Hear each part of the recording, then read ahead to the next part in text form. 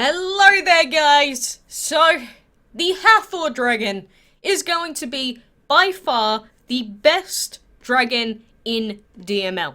By far. And, I don't necessarily think that this is a good thing, as I will let you know later. The post we have finally been waiting for. So, the elements have been revealed for all 15 of the upcoming dragons in the Egyptian Divine event. Only took like 3 days before the event came out, but there is also some major news regarding 2 of the Divine Dragons, since they are going to be stronger than the Zenron, which was very unexpected. But I want to go through each of these dragons separately and then go through the little bit of info that Andros posted on the forums. Oh my god, I need the Hippo Dragon so bad. Some of these dragons I am in love with. So, going from left to right, top to bottom. First of all, we have Anubis. So, he's a Shadow, Divine, and Void. I don't think he's going to be that used, to be honest with you. Cool design, though. Ra, which is a Divine Fire and Light Dragon. So he has a gigantic sun on his head, which I can appreciate. That's certainly intriguing. And I imagine that's probably going to have some cool special effects on it. So Ra, love him. He's Birdman. He's one of my favorites as well. The Hippo Dragon is a Water, Void, and Light Dragon. Not a dragon you're going to use on your team, but boy, I am excited to get him. The Scout Dragon, I don't even know why he's counted in this, to be honest. Then we have Isis. So I thought that this dragon was going to be Hathor based on the big sun that was on his head, but I guess that's just some design differences. So, you know, Silver was right. This blue/green dragon here, like wearing green garbs or whatever, is Isis with Divine, Fire, and Wind. So, not the best typing ever, but Fire and Wind, if you had a weird gimmicky team, I can see that potentially doing some good work. So, that is Isis. Next up, we have Seth, who is Divine, Plant, and Shadow. So yes, the rumors were true, / the data mining, which always ends up revealing stuff that we don't necessarily need to know early, but he is a Divine, Plant, and Shadow Dragon, which means that the Autumn Dragon is basically going to become a lot worse, let's put it that way. So, ideally, we would really want to be getting a hold of Seth in the next event. Then we have the Gazelle Dragon, which is just a wind and a light dragon, but its design, it's such a little cutie pie. I want it so bad. Next up, we've got the Diol Dragon, which is a water, metal, and plant, and he's got a nice little sort of colourful chest area. I don't know why, but the Dial is also one of my favourites out of all of this listing. Cool little guy. Next, we have Syrus on the bottom left. He is a Water, Divine, and Shadow Dragon. So, Water Shadow, he's kind of giving me like Frostbite Dragon vibes. I can see a few people actually liking this dragon quite a lot, because Shadow is really good, although his attack isn't as high as it could be, but depends on the kind of team that you have. Then next up, we have Hathor, which is Shadow, Divine, and Light. And this is one of the main dragons where there is a difference in his base attack to the Zenron, and the reason for it, I don't know, they just felt like increasing the max base damage that they do for some reason. But anyway, we'll get onto that in a sec. Next we have the Fennec Dragon, which is Earth, Energy, and Wind. So to be honest, the typing is a little bit to me, but cool looking dragon nonetheless. And finally, we have a Pep here, which is a Legendary, Energy, and Wind Dragon. So a Pep is obviously a lot worse than the other divines on this list. He does look cool, although a little bit less cool than he did in the trailer, to be completely honest with you. But those are 12 of the dragons, but there are 3 more that are talked about in this little listing, because they tell you what their actual rarity is, so whether they're divine, and it tells you their elements. So there is the Mao, which is an epic with Earth, Shadow, and Energy, which is kind of cool. The Priestess Dragon, which is an epic with Fire, Void, and Light. And the Envoy Dragon, which is a rare with Wind and Earth. So those three we haven't seen quite yet, but they are coming as well. We know what their elements are now. But, like I said, there was an important disclaimer right here, where it says, there are 2 dragons in the Golden Pyramid with higher base stats than expected. The base health of the Hathor Dragon is 288 and its attack is 88 if all elements are awakened. The base attack of the Ra Dragon is 86 if all elements are awakened. There is no change in the base health.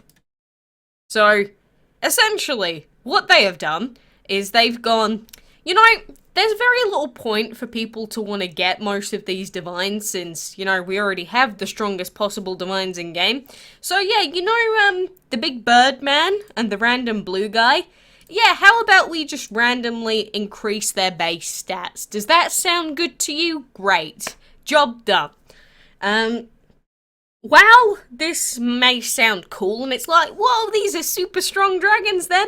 This has basically made Tai Zenran dragons worthless, because now they are outclassed.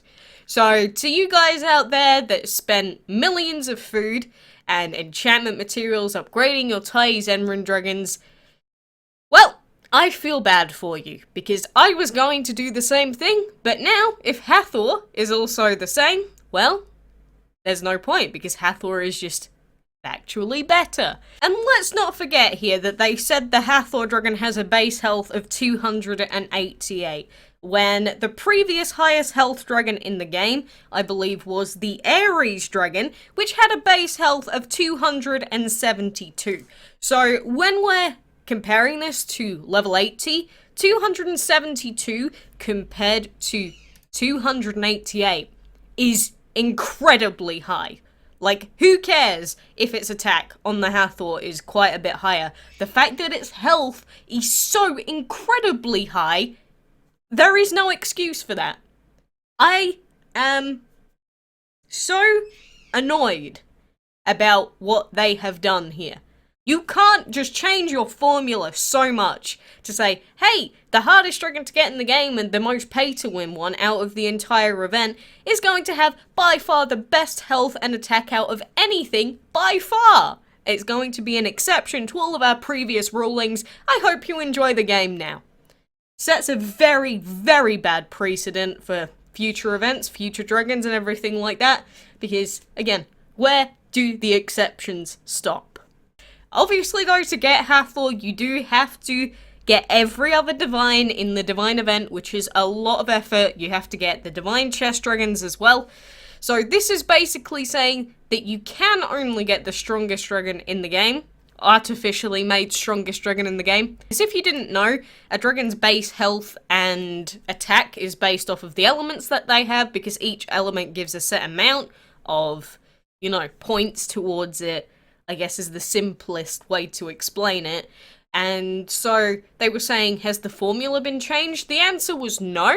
They've just decided to artificially increase these two as an exception. So I'm not particularly happy to hear that.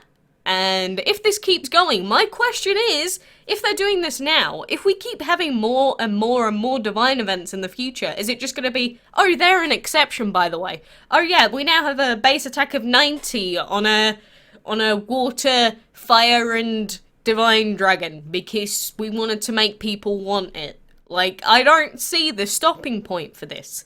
Like, if nothing else in the entire game has ever been an exception, why do it now, is my question. Why destroy the entire fundamentals of the element system that you implemented? I don't know. I kind of... You can probably tell I'm kind of annoyed that we weren't informed about this sooner, and I feel bad for the guys that wasted all of that on the tie. But I'm sure a lot of other people are going to be voicing their opinions on this as well, so as always, if you want to find this yourself, go on to the Gamelore Forums discussion sections and find Golden Pyramid, Dragons, and Elements, and join in with the discussion. let Gameloft know whether you think what they've done is a good or a bad thing. Because at the end of the day, they do take your, I guess, opinions and ideas into account, even if it may only be every so often and it may not feel like it makes any difference. You know, let them know what you think and let me know what you think about it as well. I think I've already made it pretty clear from what I've said today how I feel about this, and I was really just looking forward to, you know, finding out what their elements are and going, okay, cool, so if we do this, we're gonna get a pretty decent divine. That's not too bad. And no. Yeah, let's just say that anyone that has 3 weeks spare of their life is going to get the best dragon in the game, basically. Yeah, great. What about the people that actually have stuff to do? Like, there is a limit to how far you can push people out of their lives to do stuff like this. So, if nothing else, the only thing that could make me feel a little bit better about this is if the event themselves, or the events themselves, had become quite a lot easier, so they're more accessible to more people. If they are just as difficult as the last events that we've had, or they're more difficult than what we've had before, I think this is ludicrous. Absolutely horrendous, to be completely honest with you. So, you know, those are my thoughts. I don't think my thoughts will change anytime soon, and if you think I'm just complaining for the sake of it, you know, think whatever you want. I just don't think that this sets a good example for the longevity of the game. At least from the sake of free-to-play players' perspectives. Because, you know, obviously it's meant to be a premium game, I get that, but this is out of control at this point. So, that is all I have to say for now. I don't really know what else to say, but, you know, let me know what you think, and until next time, I will see you then.